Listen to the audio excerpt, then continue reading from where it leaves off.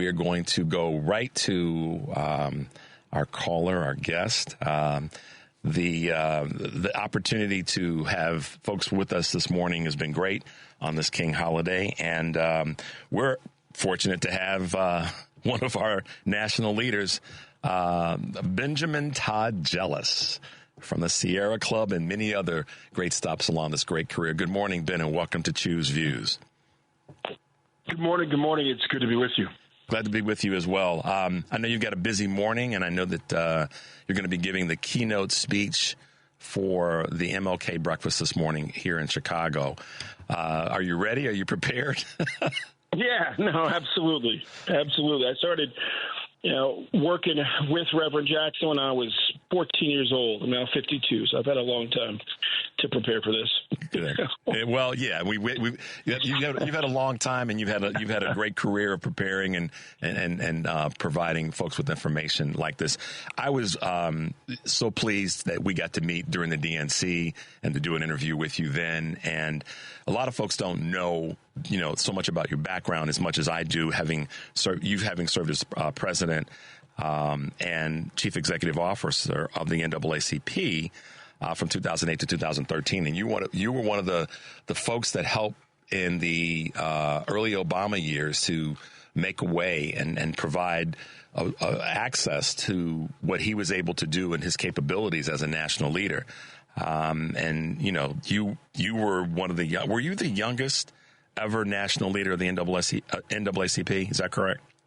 Yeah, no, that's right. And I was also with Obama early, and for Julian Bond, that was a big deal when they were selecting the president of the NAACP that year. I'd been with Obama since Springfield and had built a PAC outside the campaign to help him win the early primary state. Some say it was the first PAC in a presidential primary, but we played a key role on Super Tuesday in various states down south and throughout the Midwest, making sure folks got to know Senator Obama outside of this great state. Yeah, absolutely. So we had a gentleman on earlier. His name is DeMario Cooper, and he's with an organization called the Center for Popular Democracy. One of the things that I leaned into with him as a grassroots guy, and you, to some extent, you've captured the importance of grassroots with your work as the executive director of the Sierra Club. But we talked about the environment. And we talked about that as a issue that impacts every single community in America. So if you could just take a moment, I know you've got a tight schedule, to talk about the importance of the Sierra Club, your mission, and why it's important to the country. Yes, well, I've because I've gone from running the oldest, largest civil rights group in the country to running the largest green group in the country. And the reality is that the work is very intertwined. When I was at the NAACP, the first major thing we did was we launched the climate justice program, because the young people in the NAACP in 2008, that was their number one issue, this existential fear that Earth may not remain hospitable to supporting humanity, because humanity has pushed so much carbon, so much pollution, so much exhaust, if you will, into the atmosphere, and it's warming up. The climate's becoming more volatile, and it's just a tougher and tougher place to predict that humanity can survive forever. And so our work at the Sierra Club is really centered on what it takes to cool the Earth back down and get into a stable climate where we all can thrive. Part of that is just doubling the size of our parklands. If we do that, if we 2x the parks of this country, and I mean every park, we will preserve enough land to consume enough carbon to really keep up with our share of what the world needs to do right now. But the other part of it, in some ways, I think, Chief, this is the most exciting, is there's a bunch of new technologies that have to be deployed. The biggest economic opportunity on planet Earth right now is planet Earth itself. It's the need to change the way everything is powered and everything is transported. And the reality is that whatever country leads that process will lead the world economy this century. The only real two candidates are the United States and the Chinese government.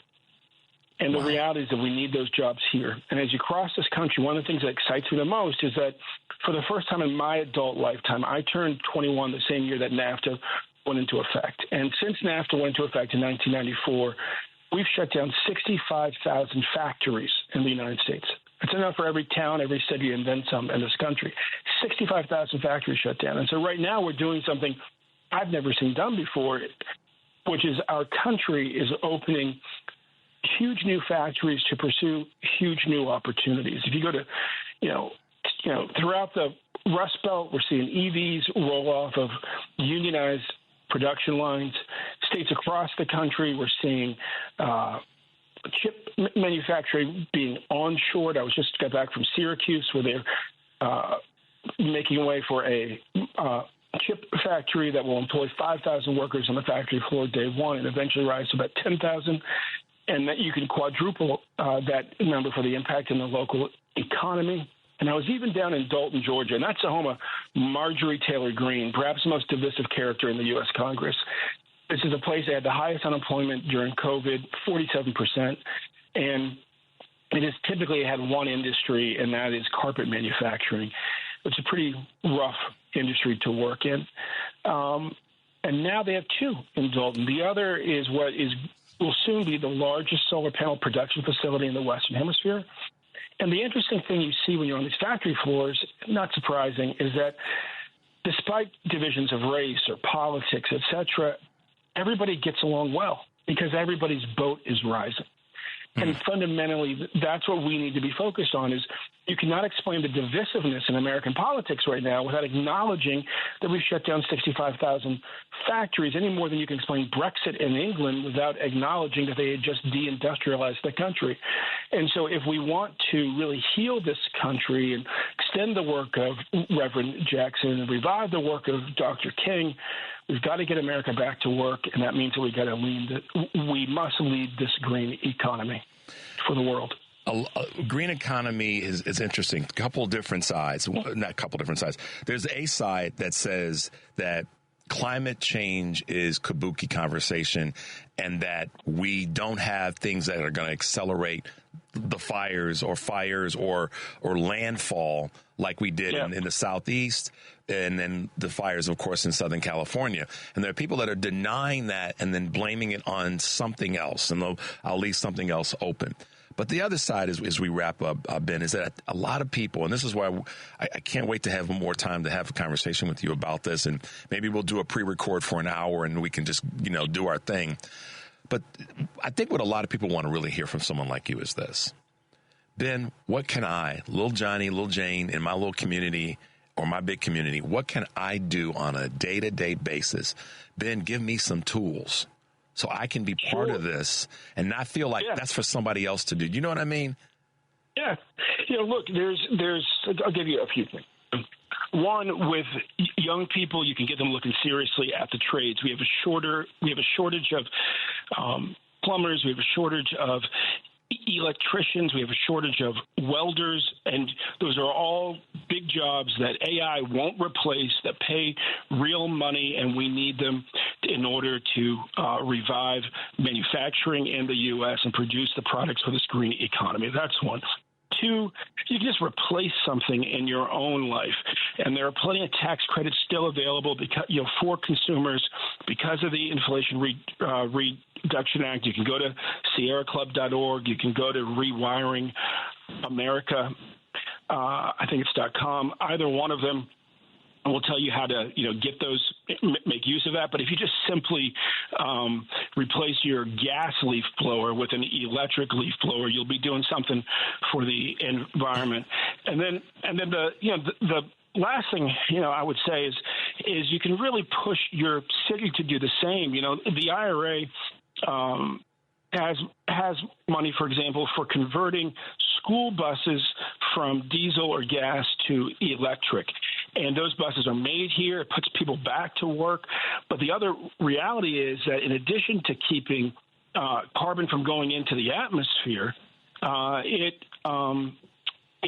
actually keeps pollution from going into your baby's lungs.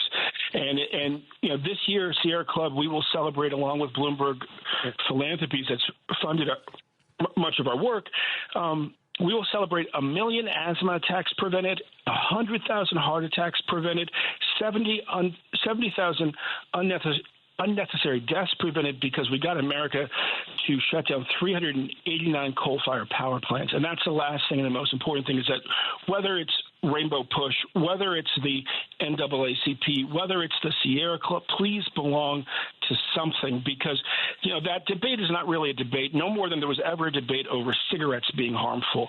But industry funds a lot of disinformation, a lot of confusion, and the reality is we can still fight back against the organized money of disinformation of industry if we're organized people. But you got to be organized. That means you got to join something.